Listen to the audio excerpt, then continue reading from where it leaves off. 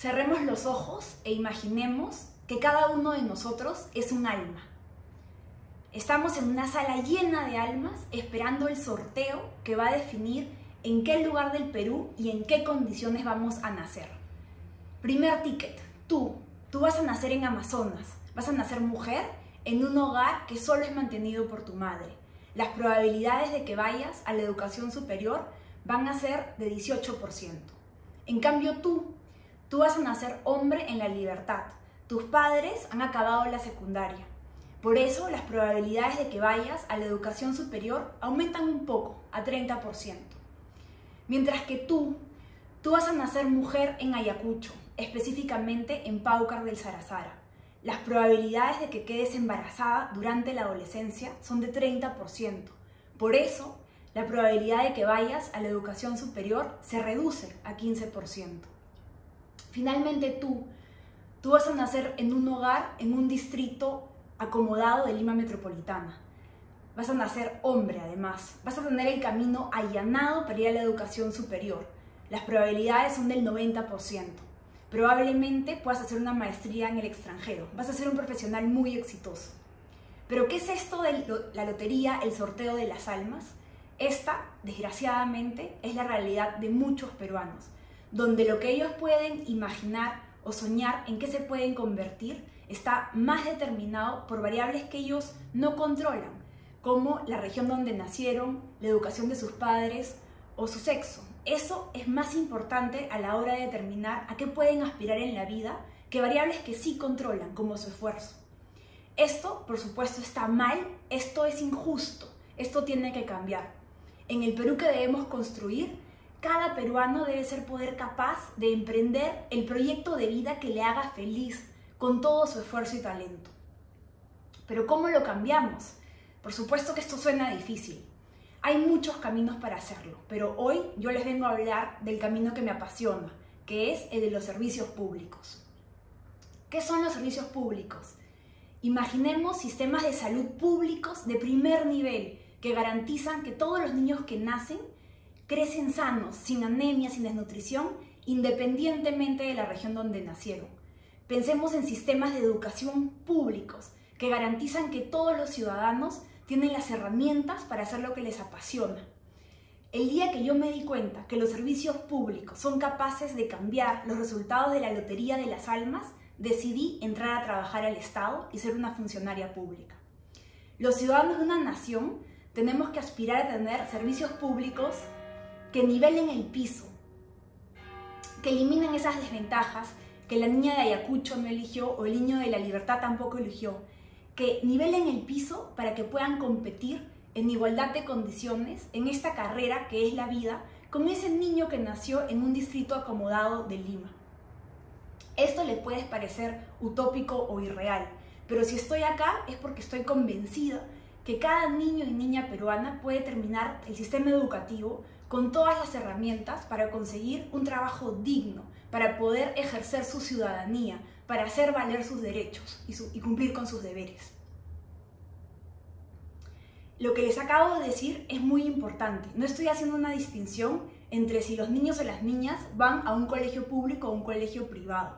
Lo que es importante acá es que independientemente de a dónde va este niño o esta niña, tienen que recibir educación de excelencia, que les permita transitar a la educación superior.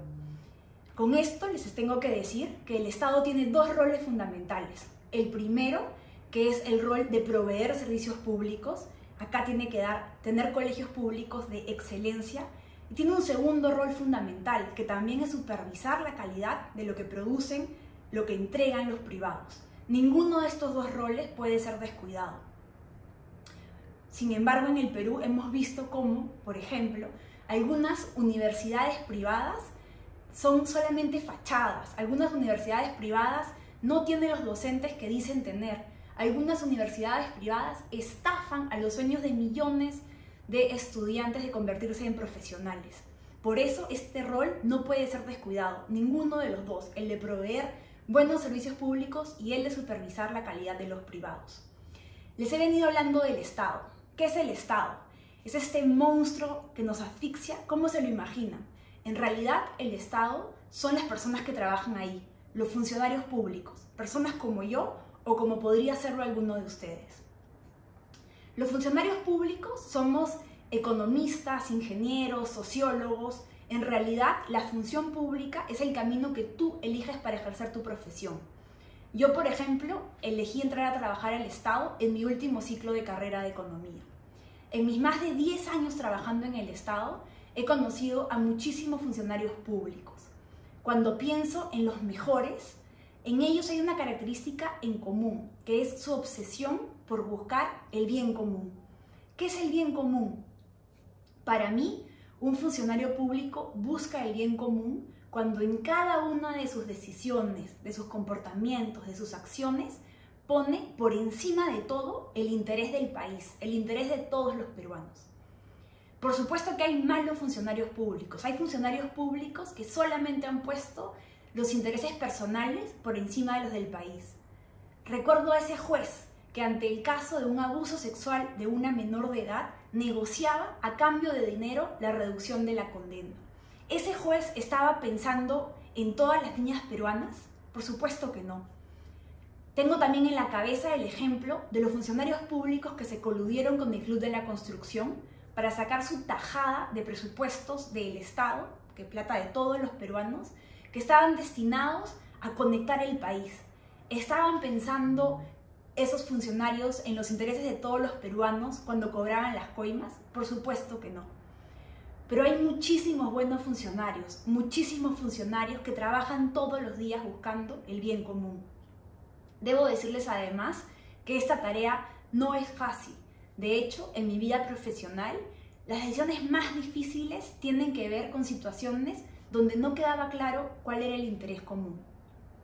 Me tocó, por ejemplo, como ministra de Economía y Finanzas, recomendar con mi equipo una cuarentena estricta para parar el avance del coronavirus.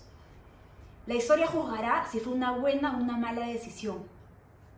Pero en ese momento, imagínense, como ministra de Economía, tuve que aprobar una cuarentena estricta parando la economía, lo cual iba a tener efectos catastróficos en los indicadores económicos.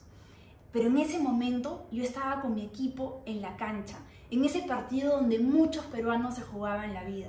Y convenimos que lo que importaba para el bien común en ese momento era proteger la vida de los peruanos, parando la economía para parar el avance del virus. De la mano que dábamos significativos presupuestos a fortalecer el sistema de salud y abonos para que las familias pudieran soportar la cuarentena. Pero tan importante como que un funcionario público esté obsesionado con la búsqueda del bien común, es importante que esté obsesionado con hacer buenas políticas públicas. El bien común se materializa con buena política pública.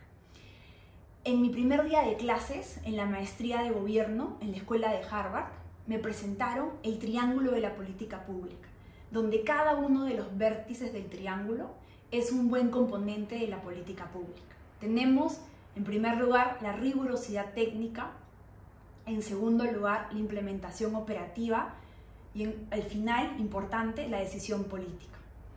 La rigurosidad técnica tiene que ver con que sepamos que los problemas que queremos enfrentar tienen causas, tenemos que entender muy bien las causas. Las intervenciones públicas que planteemos no salen de nuestra cabeza, salen de revisar toda la evidencia internacional, de revisar la data para entender las causas que originan estos problemas.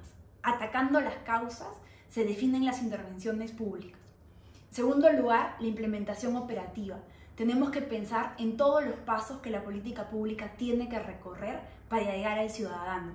Muchas políticas públicas se han quedado en el papel. Tenemos que pensar en cómo llegamos al ciudadano. Finalmente, la decisión política. Las políticas públicas necesitan políticos y funcionarios de alto nivel como ministros que tomen decisiones como aprobar leyes o aprobar presupuestos. Esto implica que los funcionarios públicos tenemos que tener las habilidades para poder transmitirles a ellos la importancia de las políticas y el sentido de urgencia de implementarlas.